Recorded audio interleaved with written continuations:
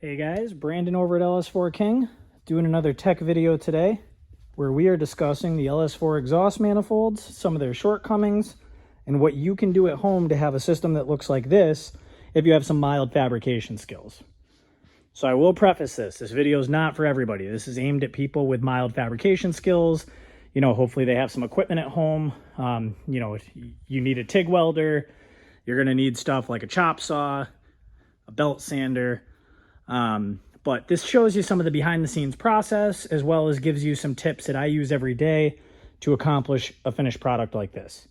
So let's dive into the factory manifolds. This is an OEM front manifold. You can see it's a 3-bolt construction. Seals on a ball socket design. You know, this is actually a pretty decent flowing manifold. 2-inch outlet, 2-inch crossover. So off the rip, we're in pretty good shape. The problem we run into is the rear manifold. And if you've been around LS4 for any length of time, you'll notice that this doesn't quite look like a factory rear manifold. Even though it is, it's just been modified slightly. So we'll start with right here. You can see that there's a block off plate that has been welded in place of the factory transition that kicks over the transmission and collects the exhaust via that crossover tube. So in factory form, it would come out of an OEM front manifold with a 3-bolt flange, cross over the transmission, and it would actually merge into the cylinder number 8 runner. That's where this extension comes off and bolts to the rest of the crossover. So what does that mean? Well, that means that we are taking all the exhaust gases collected in the front of the motor, we're bringing them through a 2-inch crossover, we're forcing them into the number 8 exhaust runner, and then we're evacuating through the discharge of the factory rear manifold, which is only 2 3/8. You know, we'll round up. Let's call it 2.5. So that's your single discharge, 2.5-inch discharge, and you're trying to merge the entire front half of your V8 engine into that rear manifold, specifically that rear runner. Extremely restrictive.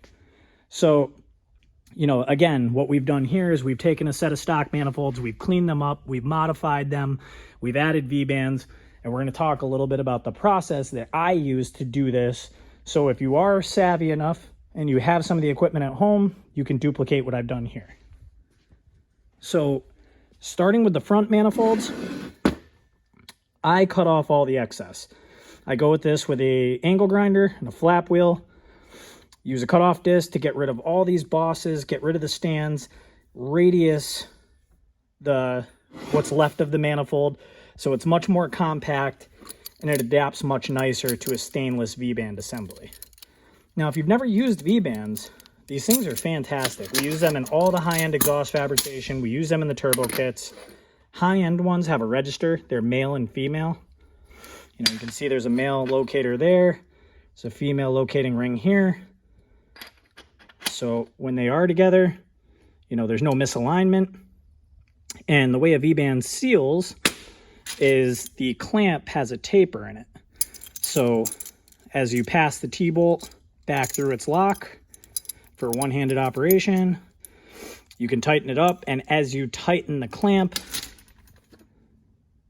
that recessed area, that V, you know, forces these two flanges together, and they're a machined surface, so they seal here. You don't use any gasket, you don't use any RTV. It just seals metal on metal via the locator and using that force to clamp the V-band flange together. Now, if you've ever worked on exhaust, there's nothing more frustrating than snapping studs, breaking hardware off, you know, broken bolts in the cylinder head. This alleviates a lot of that. And, you know, what's the worst that's going to happen? You break this T-bolt, no big deal. It's super easy to replace. V-band assemblies for good quality units like these run anywhere from $50 to $80, depending on what brand you use. You really can't go wrong. You know, the things I look for are this one-handed little flipper for the T-bolt. I really like that design. It's very advantageous when you're trying to hold things with one hand and tack piping in and index it where you want it. So that's what I look for, and obviously stainless steel construction. So once you've thinned out your stock manifold and you prepared it, well, actually, let's just talk about final product. After it's been welded and you have your V-band in place, you end up with what we have here in the front of this motor, which is a very simple, aesthetically pleasing OEM cast manifold. Now, one thing I have done on this is I stepped out the discharge from 2-inch to 2.5 because I wanted true dual 2.5 to support the supercharger. So, with that being said, this is a 2.5-inch crossover. There's a 2.5-inch V-band on the manifold, but the manifold is still a 2-inch outlet internally. There is some material in there that you could hog out if you're so inclined to do so. I don't necessarily recommend it, and I don't think it's necessary. I don't think you're really going to gain much by going at that with a carbide bit. But if you would like a better transition once you put the 2.5-inch on there, I mean, by all means, have at it. I think it's kind of wasted time. You know, even when we do these with turbo cars, we typically just put a 2-inch V-band on, which is another thing you could do. You could use a 2-inch V-band so it matches the discharge, and then you could cone it up to 2.5 on your crossover. But I'll leave that decision up to you. Cutting off the donut, getting rid of all the excess and the studs, and welding a 2.5-inch V-band directly onto this manifold, to me, is a home run. It works really well. But again, you know, I'm arming you with the information that it is a 2-inch discharge, so if you want to address that, you can. So, you know, we've got our nice front manifold. We've designed a crossover, 2.5-inch crossover, and now, instead of coming in here and merging back into that single number 8 runner, we've divided it after the manifold, and what we have here is an X-pipe before it exits under the car.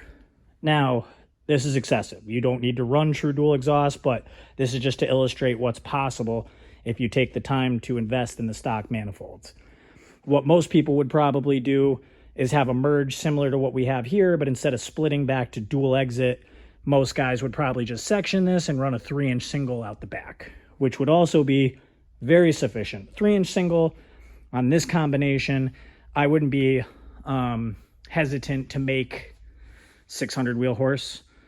But this is a development combination. We do anticipate pushing the limits of the blower, finding out how it reacts with the rest of the combo. So we wanted to make sure we had plenty of headroom for the exhaust here. Now, rear manifold, similar strategy. You'll notice the 2-bolt flange is gone. I've cut the ears off. I've radiused the edges just so it's aesthetically pleasing. This is a 2.5-inch discharge. It's actually 2 3/8, but again, we're rounding up. So 2.5-inch V-band welded directly to the receiver where the factory 2-bolt flange is, works absolutely phenomenal. Again, very aesthetically pleasing. And then once you get rid of that little leg that kicked off the stock manifold and you cap it, you're left with something that looks really, really good. So super economical way of doing this if you can do it at home yourself. If you want somebody like me to set up a manifold like this for you, I will. I'll do it on an exchange basis, so just email sales@ls4king.com. But if you have a welder and a little bit of know-how, I'm going to tell you how you can do this at home. So, we talked a little bit about how we modify the manifold, cut the excess off, get rid of the donut. You know, those are all typical hand tools. Cut off wheels, flap discs, and what you want to do is you want to prep your weld area as good as you can.